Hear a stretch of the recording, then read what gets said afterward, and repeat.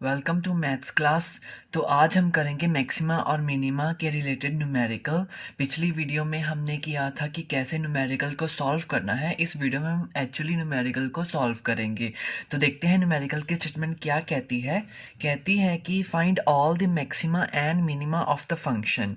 तो हमें फंक्शन के मैक्सिमा और मिनिमा सारे के सारे फाइंड करने हैं। और फंक्शन क्या गिवन है हमें, f x y is equal to x cube plus y cube minus 63 into x plus y plus 12 into x into y. तो सोल्यूशन के लिए हम क्या करेंगे, सबसे पहले हम फंक्शन ही लिख लेते हैं। F x y is equal to x cube plus y cube minus 63 x plus y plus 12 x y. तो देखिए अब हमें हमारे पास 4 स्टेप्स होते हैं। तो सॉल्व करने के लिए सबसे पहले हम स्टेप 1 करते हैं। तो स्टेप 1 में हमें क्या करना था, हमें इस फंक्शन का पार्शियल डेरिवेटिव करना था विद रिस्पेक्ट टू एक्स और एक बार विद रिस्पेक्ट टू वाई। तो सबसे पहले हम partial derivative of f with respect to x करते हैं।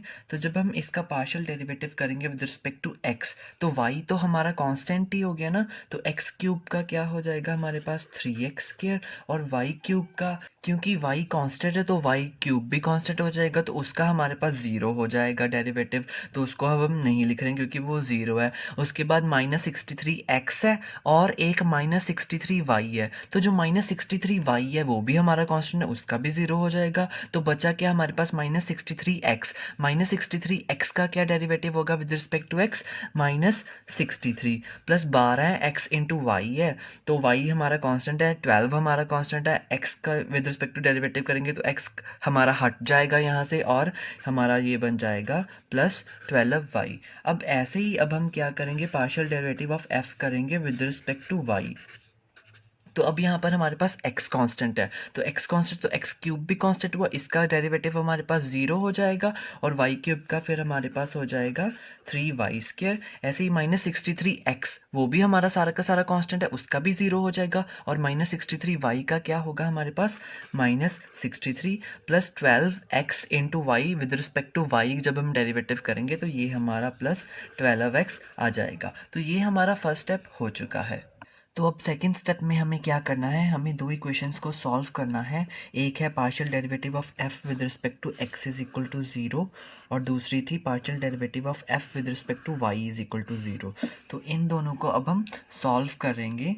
तो सॉल्व करने के लिए हमें पहले चाहिए होगी इस partial derivative of f with respect to x की वैल्यू। तो वो हमारे पास ये है। तो क्लियरली ये वाली इक्वेशन हमारे पास क्या बन जाएगी, 3x² minus 63 plus 12y is equal to 0। तो ये वाली तो हमारे पास ये वाली इक्वेशन बन गई। और जो ये वाली इक्वेशन थी, अब इसकी जो वैल्यू है हमारे पास वो ये है। तो ये हो जाएगी हमारी 3y² minus 63 plus 12x is equal to 0। तो अब इसमें हम जो 3 है उसको कॉमन निकाल कर उधरली साइड ले जाएंगे तो वो 0 बन जाएगा। तो फिर ये हमारी क्या इक्वेशन बन जाएगी, x² प्लस, मैं इस वाली टर्म को आगे लिख रहा हूँ तो ये हमारा 4y minus 21 is equal to 0 हो जाएगा। और ऐसे ही ये भी हमारी 3 के साथ जब डिवाइड हो जाएगी उधरली साइड तो 0 ही रहेगा और लेफ्ट हैंड साइड हमारे पास क्या आ जाएगा, y²। तो ये हमारा बन जाएगा plus 4x minus 21 is equal to 0। तो अब हम क्या करेंगे, हम इन दोनों इक्वेशंस को सब्ट्रैक्ट कर लेंगे, इन दोनों को। तो ऊपर हम ये वाली इक्वेशन रख लेते हैं। तो ये हमारे पास बन जाएगा x² plus 4y minus 21 is equal to 0 और नीचे फिर हमारे पास y² plus 4x minus 21 is equal to 0। तो हम सब्ट्रैक्ट करें माइनस माइनस प्लस, तो फिर ये हमारा माइनस 21 और प्लस 21 ये तो हमारा कट जाएगा और इधर हमारे पास 0 ही रहेगा, 0 माइनस 0 है ना। उसके बाद ये हमारा x² माइनस y² बन जाएगा और यहाँ पर हमारा 4y माइनस 4x, तो 4 कॉमन आ जाएगा प्लस 4 y माइनस x कह सकते हैं हम। तो ये वाली सब दोनों इक्वेशन को सब्ट्रैक्ट करने के बाद हमारे पास ये वाली इक्वेशन बन जाएगी। तो इसे हम ऐसे भी लिख सकते हैं कि ये जो हमारा x² माइनस y² है, एक्चुअली हमारे पास एक आइडेंटिटी होती है कि जब हमारा a² माइनस b² होता है तो वो हमारा बराबर होता है A plus B into A minus B. तो ऐसे ही अब यहाँ पर हमारा जो x square minus y square है, तो फिर वो हमारा बन जाएगा x minus y into x plus y. तो अब यहाँ पर हमारे पास x माइनस वाई है, यहाँ पर हमारे पास y माइनस एक्स है। क्यों ना हम इसमें से माइनस कॉमन निकाल लें, तो कॉमन निकालेंगे तो -4 आ जाएगा और यहाँ पर फिर हमारा x माइनस वाई आ जाएगा इक्वल टू 0। तो ये हमने क्यों किया है, क्योंकि हम चाहते हैं कि हम x माइनस वाई जो है वो सारी टर्म से कॉमन निकाल सके। तो चलिए देखते हैं आगे क्या बनता है। तो जब हम x माइनस वाई कॉमन निकाल लेंगे तो हमारे पास ब्रैकेट में बच जाएगा x प्लस वाई माइनस 4। तो x plus y minus 4 equal to 0। अब ये वाली इक्वेशन हमारे पास आ चुकी है, तो इससे हम क्या कह सकते हैं कि या तो इधर तो हमारा जो x माइनस वाई है वो 0 के बराबर होगा, या फिर जो हमारा x प्लस वाई माइनस 4 है वो हमारा 0 के बराबर होगा। तो या तो हमारा इधर x जो है वो y के बराबर होगा और x जो है वो हमारा 4 माइनस वाई के बराबर हो सकता है। तो ये दो वैल्यूज़ हमारे पास x की आ जाती हैं। तो अब अगर आपको याद हो तो हमारे पास ये वाली इक्वेशन भी थी कि x square plus 4y minus 21 equal to 0। तब हम इसको ना यहाँ पर लिख लेते हैं x square plus 4y minus 21 equal to 0। अब हम क्या करेंगे, इस इक्वेशन में एक बार तो हम x को सब्सटीट्यूट करेंगे y की फॉर्म में और एक बार हम y को सब्सटीट्यूट करेंगे x की फॉर्म में। तो सबसे पहले हम क्या करते हैं, हम ये जो y है ना इसको x के इक्वल टू पुट कर देते हैं इस इक्वेशन में। तो जब हम ऐसा करेंगे तो हमारे पास क्या बन जाएगा, एक्स स्क्र प्लस 4x, क्योंकि y को हमने x पुट कर दिया है, माइनस 21 इज इक्वल टू 0। तो जब हम इसके फैक्टर्स बनाएंगे तो इस इक्वेशन के जो हमारे पास फैक्टर्स बनेंगे वो हमारे कुछ इस प्रकार से बन जाएंगे, x plus 7 into x minus 3 is equal to 0। तो यहाँ से हमारे पास x की दो वैल्यूज़ आ जाएंगी, एक आएगी 3 और एक आएगी -7। तो ये हमारी x की दो वैल्यूज़ आ गई। अब हमें पता है हमने कौन सी इक्वेशन यूज़ की थी, ये वाली x is equal to y. तो जो x की वैल्यू आएगी वही y की वैल्यू आएगी। तो इसका मतलब अगर हमारे पास x 3 और -7 है तो y की भी हमारे पास दो वैल्यूज़ आएंगी, 3 और -7। अब दूसरी साइड में हम क्या करेंगे, हम यहाँ पर x की जगह पर 4 माइनस वाई सब्सटीट्यूट कर देंगे। तो जब हम यहाँ पर x की जगह पर 4 माइनस वाई पुट करेंगे तो ये इस इक्वेशन में हमारे पास क्या बन जाएगा कि 4 माइनस वाई का whole square plus 4y minus 21 is equal to 0। तो जब हम इसको सॉल्व करेंगे तो 4 स्क्वायर हमारे पास 16 होगा, plus y square minus 8y plus 4y minus 21 is equal to 0। तो ये हमारे पास कुछ ऐसे बन जाएगी। तब हम इसको और भी सिंप्लीफाई करेंगे तो ये हमारे पास बन जाएगा वाई स्क्वायर 4 माइनस 8 तो ये -4y और 16 माइनस 21 तो ये हमारे पास -5। तो ये वाली इक्वेशन हमारे पास बन जाएगी y square -4y -5 is equal to 0। और जब हम इसके फैक्टर्स बनाएंगे तो वो हमारे कुछ इस प्रकार से बन जाएंगे, y -5 into y plus 1 is equal to 0।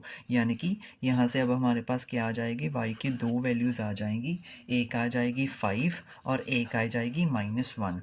तो अब हमने x जो है वो 4 माइनस वाई के बराबर है, ये वाली इक्वेशन यूज़ की थी। तो क्लियरली अगर हमारे पास y जो है वो 5 और -1 है तो हमारे पास x क्या बन जाएगा उस हिसाब से। पहले तो अगर 5 है तो 4 माइनस 5 ये हमारे पास इक्वल टू -1 आ जाएगा एक।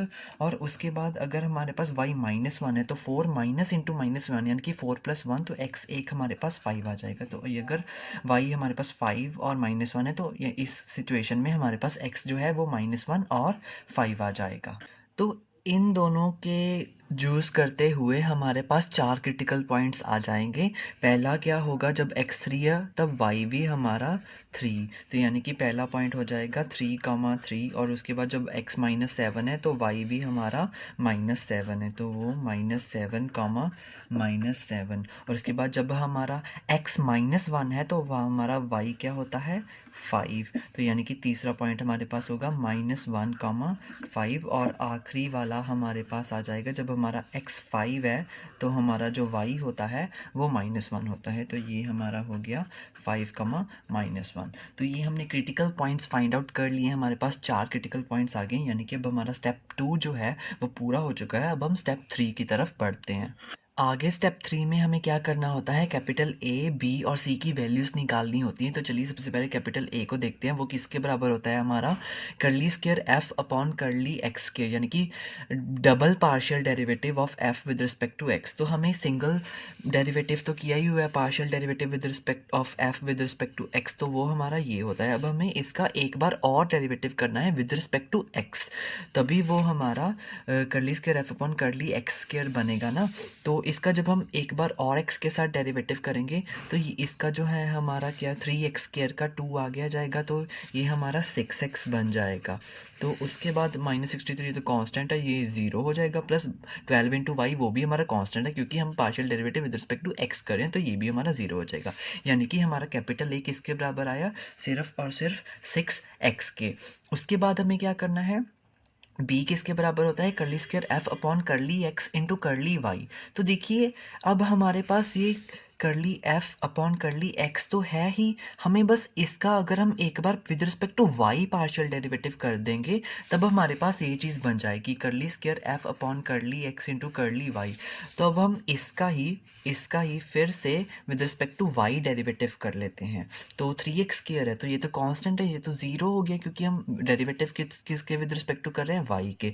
-63 भी कांस्टेंट है, इसका भी 0 हो गया, तो बचा क्या, प्लस 12 इंटू वाई। तो 12 इंटू वाई का with respect to y derivative क्या होगा, ओनली 12। तो हमारा जो कैपिटल बी है वो हमारा 12 के बराबर आ चुका है। तो उसके बाद हमारा जो सी है वो किसके बराबर होता है, double partial derivative of f with respect to y. तो हमने एक बार तो किया ही हुआ है, वो हमारा किसके बराबर था, 3y² -63 प्लस 12x के। हम इसका एक बार फिर से कर देंगे विद रिस्पेक्ट टू y, तो 3y², 2 आगे आ जाएगा, ये 6y बन जाएगा, तो लिख लेते हैं 6y। उसके बाद हमारे पास -63 ये तो कांस्टेंट है, इसका 0 हो गया, प्लस 12 इंटू एक्स ये भी कांस्टेंट है, इसका भी 0 हो गया, क्योंकि हम पार्शियल डेरिवेटिव कर रहे हैं विद रिस्पेक्ट टू y। तो हमारा जो फिर curly square f upon curly y square की वैल्यू है वो हमारी किसके बराबर आई, सिर्फ 6y के। तो अब ये हमारा स्टेप 3 भी हो चुका है। अब इसके बाद हम क्या करते होते हैं, स्टेप 4। तो स्टेप 4 में हमारे पास सबसे पहले हमें क्या फाइंड करना होता है, AC माइनस बी स्क्वायर की वैल्यू। तो AC माइनस बी स्क्वायर, तो A इंटू सी यानी कि 6x इंटू 6y, तो ये हमारा 6 इंटू 6 36xy हो जाएगा, ठीक है। माइनस बी स्क्वायर, तो 12 का स्क्वायर क्या होता है, 144। तो हमारे AC माइनस बी स्क्वायर की वैल्यू क्या आ गई, 36y माइनस 144। तो अब इसके बाद हमें क्या करेंगे, हम जो हमारे 4 क्रिटिकल पॉइंट्स थे उनको सिंगल सिंगल लेके उसमें हम फाइंड आउट करने की कोशिश करेंगे कि ये जो पॉइंट्स होंगे तो x और y की वैल्यू हम इसमें पुट कर देंगे AC माइनस बी स्क्वायर वाली इक्वेशन में। तो वो अगर उसके हिसाब से जो भी होगा हम देख लेंगे कि मैक्सिमम बनेगा कि मिनिमम या कुछ भी नहीं। तो मैंने यहाँ साइड पर हमारे चारों के चारों क्रिटिकल पॉइंट्स लिख लिए हैं। तो शुरुआत करते हैं हमारे पहले क्रिटिकल पॉइंट से, जो है हमारा 3,3। तो एट 3,3 हमारे पास AC माइनस बी स्क्वायर की वैल्यू क्या होगी, 36 इंटू एक्स वाई। तो x हमारे यहाँ पर 3 है और y भी हमारा 3 है, तो 36 इंटू 3 यानी कि 36 इंटू 9, ये हमारा क्या बन जाएगा, 324। और उसके बाद हमारे पास -144 तो है ही, तो ये हमारा किसके बराबर आ गया, 180 के। तो क्लियरली हमारा जो AC माइनस बी स्क्वायर है वो एक पॉजिटिव नंबर है, वो 0 से ग्रेटर देन है। और उसके बाद जो हमारा A है, तो हमारा जो a होता है वो हमारा किसके बराबर था? देखिए हमारा जो a था वो हमारा 6x के बराबर था। ठीक है, तो ये भी मैं यहाँ पर साइड पे लिख ही देता हूँ कि जो हमारा a है वो 6x के बराबर है। तो उसके हिसाब से हमारा जो a यहाँ पर है, तो जब हम x को 3 पुट करेंगे तो ये हमारा 6 इंटू 3 यानी कि a हमारा 18 बन जाएगा, और वो भी हमारा ग्रेटर देन 0 है, यानी कि हमारा ac माइनस बी स्क्र और जो हमारा a है वो दोनों ही पॉजिटिव बन चुके हैं। तो क्लियरली ये हमारा सेकंड केस बन चुका है। यहाँ पर हमारा जो f ऑफ एक्स वाई है वो मिनिमम, उसकी जो वैल्यू होगी वो मिनिमम होगी कौन से पॉइंट पर? At point 3,3। तो यानी कि 3,3 पॉइंट पर हमारे जो फंक्शन की वैल्यू होगी वो मिनिमम वैल्यू होगी। जैसे कि हमने पिछली वीडियो में पढ़ा था कि अगर कौन सा केस हो तो कैसे कैसे हम मिनिमम और मैक्सिमम फाइंड आउट कर सकते हैं। तो यदि आपने वो प्रीवियस वीडियो नहीं देखी है तो आप वो भी जाकर देख सकते हैं, ताकि आपको ये चीज़ समझ में आ जाए कि ये चीज़ कैसे आई और कहाँ से आई है। तो ये हमारा जो f की वैल्यू है वो मिनिमम होगी एट पॉइंट 3,3। तो ये तो पॉइंट हमें मिला है, तो मिनिमम वैल्यू कौन सी होगी उसे फाइंड करने के लिए हम इसको ये पुट कर देंगे। तो मिनिमम वैल्यू क्या होगी? f 3,3 पॉइंट पर होगी। तो हमारा जो f था वो हमारा अब किसके बराबर था? X cube plus y cube minus 63 x plus y plus 12 x y. तो ये भी हम यहाँ पर लिख लेते हैं कि हमारा जो एफ एक्स वाई है वो बराबर है x cube plus y cube minus 63 x plus y plus 12 into x y. तो अब यहाँ पर हम x और y की जगह पर 3 पुट कर देंगे, तो हमारे पास क्या बन जाएगा? 3 का क्यूब, तो ये हमारा फिर बन जाएगा 27 प्लस 3 का क्यूब, तो ये भी हमारा 27। उसके बाद माइनस 63 3 प्लस 3 प्लस 12 इंटू 3, तो ये हमारा हो जाएगा। तो जब हम इस चीज़ को सारा सिंप्लीफाई कर लेंगे तो उसके बाद हमारे पास वैल्यू आ जाएगी माइनस 216। तो यानी कि हमारे पास f की जो फंक्शन की गिवन फंक्शन की जो मिनिमम वैल्यू है वो आती है पॉइंट 3,3 पर, और क्या वैल्यू आती है? वो है हमारी माइनस 216। तो ये हमारा पहला क्रिटिकल पॉइंट हो चुका है। अगले की तरफ बढ़ते हैं। तो एट -7 हमारे पास अब AC माइनस बी स्क्र की वैल्यू क्या बनेगी? 36 इंटू -7 इंटू -7, तो ये हमारा बन जाएगा 1764 माइनस 144, तो हमारे पास है ही, तो ये हमारा इक्वल टू हो गया 1620। यानी कि हमारा जो AC माइनस बी स्क्र है वो हमारा ग्रेटर देन 0 है, पॉजिटिव है। उसके बाद हमारा जो a होता है वो हमारा 6x के बराबर होता है। तो क्लियरली अब यहाँ पर हमारा जो a है वो 6 इंटू -7 हो जाएगा, यानी कि -42 हो गया। तो यानी कि हमारा जो a है वो हमारा लेस देन 0 है। a हमारा नेगेटिव आया है इस सिचुएशन में, और AC माइनस बी स्क्र हमारा पॉजिटिव आया है। तो यानी कि ये हमारी कौन सा केस बन गया? केस फर्स्ट बन गया। और इसमें अब हमारा क्या होगा? जो f ऑफ x, y होगा वो मैक्सिमम होगा एट पॉइंट -7 -7, और उसकी जो हमारे पास मैक्सिमम वैल्यू होगी वो हमारी होगी f -7 -7। तो उसके बाद देखिए हम x का क्यूब करेंगे और प्लस y का क्यूब करेंगे, तो यानी कि हमारे पास -7 का क्यूब प्लस -7 का क्यूब होगा।